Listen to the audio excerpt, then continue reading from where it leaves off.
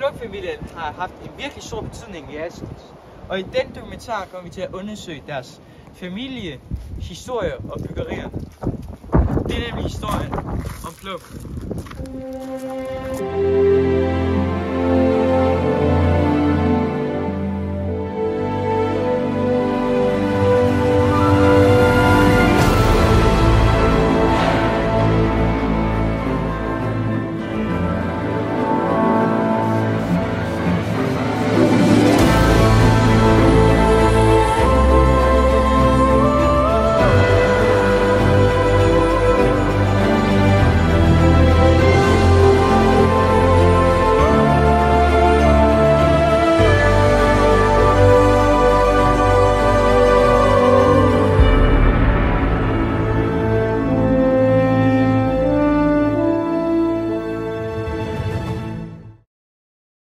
I netop denne gård stiftede Plum-familien i år 1860 deres helt egen købmand, hvor de solgte smør, æg, kolonial, men også jern, kul og samt foderstoffer og korn fra deres helt egen mølle. Dette resulterede i opførelsen af deres helt egen tømmerlade og savværk. Denne type virksomhed den blev drevet helt frem til 1980'erne, hvorefter at området primært blev brugt til kemisk industri og håndplejeprodukter. Nu skal vi nemlig interviewe med en af Plums familiemedlemmer, nemlig Marie-Louise. Hvorfor tror du, Plum-familien har betydet meget for Assens? Jeg tror, at de har været gode til at skaffe arbejdspladser til byen og hjælpe med at holde udviklingen i gang i byen. Blandt andet med, når færgen er kommet fra Sønderjylland, og så er der kommet tømmer og materialer fra Europa og kommet op til Assens. Og kommet op i den gamle tømmerlade og købmandsgård. En meget sjov historie, som måske mest er relevant, hvis man ved, hvem von Trapp-familien er. Men det var en meget berømt familie, som kom fra Østrig, og som flygtede til, blandt andet til Danmark under 2. verdenskrig.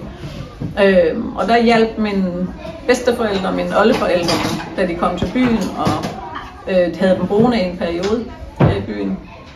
Inden de så tog videre ud i verden og flyttede til USA og blev berømte derovre. Hvordan har det været at være en del af Plum-familien? Jeg synes, at det har været, for mig har det været rigtig dejligt og en god familie at være i. Jeg har haft en god barndom. Og det har været sådan det her fællesskab med, hvor jeg har leget op på min fars arbejde og i den gamle tømmerlade og har haft jeg følte i hvert fald, at jeg havde verdens største legeplads deroppe. Der var også sådan en kort periode af mit liv, hvor jeg synes det var lidt træls, fordi at da jeg var omkring jeres alder, der var der sådan nogen, der syntes, at jeg kunne bare det hele, fordi jeg var en del af Plum-familien og sådan. Og det synes jeg ikke altid var så sjovt at få at vide. Ellers har det været godt. Hvad er du mest stolt af ved din families historie? Det tænker jeg, at det som familien har gjort for byen og hjulpet med at holde gang i byen igennem årene. Og været gode ved de medarbejdere, de har haft. Hvad synes du folk bør huske om Plum-familien? Der tror jeg i hvert fald, at den vigtigste ting, det er det her med, at de har jeg indtryk af i hvert fald, har været gode mod de medmennesker, der har været, og de medarbejdere, som har haft med firmaet at gøre, og familien at gøre.